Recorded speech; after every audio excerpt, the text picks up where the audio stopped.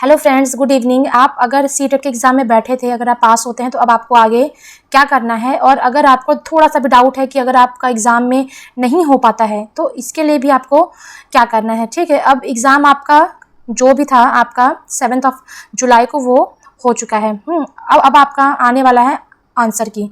ठीक है, तो मैं आपको बता दूं सबसे पहले कि ये जो आपके सामने साइट खुली हुई है, इसी साइट पे आपको आके यहाँ पे जो आपको शो कर रहा है, यहाँ पे देखिए लिखा है डाउनलोड एडमिट कार्ड। ठीक है, और इसी जगह आपको आएगा डाउनलोड आंसर की लिख के।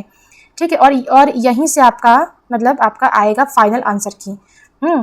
तो इसी साइट पे आपका हर चीज़ खुलने वाला है। और इस साइट का, और ये साइट कैसे खुलता है, यहाँ पे देखिए लिखा है ctet.nic.in। ठीक है, तो सबसे पहला आप ये जान लीजिए कि अगर आप सीटेट का फॉर्म भरे हैं या सीटेट का आप एग्ज़ाम दिए हैं तो ये साइट आपके लिए बहुत ही इंपॉर्टेंट है।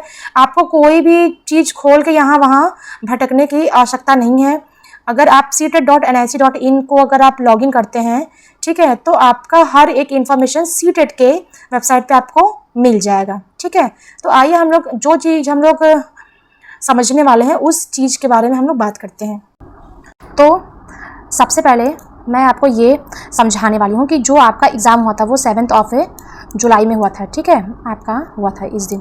ठीक है, और इसमें क्या हुआ था कि इसमें है कि हाँ, सीबीएसई जो है वो किसी भी टाइम आपका शिक्षक पात्रता एग्ज़ाम का जो उत्तर कुंजी है, जो आंसर की है, वो 2024 में, ठीक है, जो आपका ये जो एग्ज़ाम हुआ था ये आपका कभी भी जारी कर सकती है। ठीक है, और ठीक है, तो हम सबसे पहला टॉपिक ये करने वाले हैं कि सीटेट पास करने के बाद आपको क्या करना है। ठीक है, देखिए सीटेट पास करने के बाद आपको सरकारी स्कूल में टीचर्स बनने के अलावा, ठीक है, बहुत विकल्प होते हैं आपको करियर ऑप्शन के लिए। ठीक है, बहुत आपको विकल्प होते हैं कि आप किस किस क्षेत्र में आप कर सकते हैं, आप फॉर्म भर सकते हैं।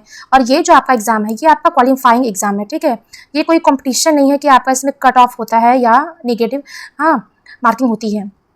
ठीक है, नियम बहुत सारे चेंज हुए हैं, लेकिन अभी तक आपका ये नियम लागू नहीं हुआ है। ठीक है, तो और इसके बाद आप देखिए सुपर टेट भी आप कर सकते हैं। ठीक है, और उसके बाद आप केवीएस भी आप कर सकते हैं। बहुत सारे ऑप्शन है। इसके बाद आपका बीपीएससी आने वाला है। ठीक है, बीपीएससी आने वाला है। ठीक है, बीपीएससी आने वाला है।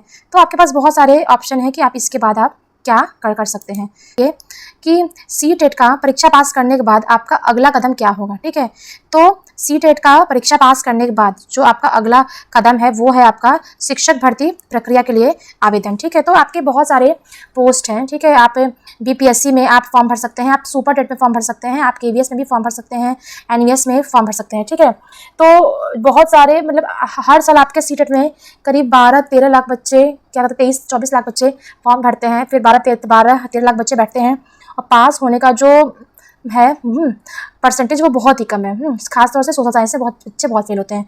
अगर आप मेरे चैनल पे फर्स्ट टाइम आए हैं तो आप मेरे चैनल को सब्सक्राइब कर लीजिएगा। और उसके बाद मैं आपको अपने चैनल पे पूरा सोशल साइंस का आपका जो सीरीज़ था, आपका पूरा चैप्टर वाइज मैं आपको कंप्लीट करा चुकी हूँ। ठीक है, बच्चों ने मुझे भर भर के मैसेज किए कि मैम आपका जो नोट्स था, जो आपने पढ़ाया, वहाँ से बहुत क्वेश्चन आया है। ठीक है, तो मैं आपसे ये कहना चाहती हूँ कि अब मैं आपका सीटेट का जो आपका अगला सीटेट है, ठीक है, अगला सीटेट आपका कब होने वाला है। देखिए इस बार आपका जुलाई में एग्जाम हुआ, तो अगला सीटेट आपका देखने को मिलेगा दिसंबर में। ठीक है, दिसंबर में, इसलिए कि आपका देखिए महीने, आपका साल में 2 बार होता है सीटेट का एग्जाम। ठीक है, तो 6 मंथ के गैपिंग पे आपका एग्जाम होता है। लेकिन पिछले बार आपका एग्जाम जो हुआ था वो जनवरी में हुआ था। क्यों हुआ था? इसलिए कि देखिए जो पिछले बार का एग्जाम हुआ था वो आपका अगस्त में हुआ था, कंडक्ट हुआ था। ठीक है, तो उसके 6 मंथ बाद आपका पेपर जनवरी में हुआ था। लेकिन इस बार आपका जो पेपर हुआ था वो आराम से मतलब सही समय पे हुआ है। तो उसके बाद आपका 6 मंथ बाद आपका पेपर होगा दिसंबर में। ठीक है, तो ये क्या है कि देखिए बहुत सारे बच्चों का रिजल्ट किसी न किसी वजह से वो पास हो नहीं पाते हैं। और आपको देखिए जनरल वालों को पास होने के लिए आपको 90% मार्क्स चाहिए। ठीक है, 90% मार्क्स आपको चाहिए। ठीक है, लेकिन जो SC ST और OBC वाले हैं उनके लिए 82% मार्क्स ही आपका काफ़ी है। ठीक है, लेकिन कोशिश आप लोग ये कीजिएगा। अब तो एग्ज़ाम हो चुका है, लेकिन अगर जो बच्चों को डाउट है कि इस साल उनका एग्ज़ाम में क्वालिफाई नहीं होगा, उनके लिए मैं ये कहना चाहती हूँ कि आप अभी से ही स्टार्ट कीजिए। आप ये कीजिए कि आप बहुत अच्छे मार्क्स से आप पास हो जाएं। ठीक है, तो मेरे क्लास को आप फिर से ज्वाइन कर सकते हैं, सब्सक्राइब कर सकते हैं। और मैं आपके लिए फिर से, ठीक है, एक सब्जेक्ट आपका CDP, math, EVS, social science, सब कुछ बिल्कुल बेसिक से स्टार्ट करने वाली हूँ। ठीक है, तो अगर आप फर्स्ट टाइम आए हैं तो मेरे चैनल को सब्सक्राइब कर लीजिएगा और बेल आइकन को प्रेस करना ना भूलें। ठीक है, तो आज के लिए बस इतना ही। Okay, bye bye, thank you.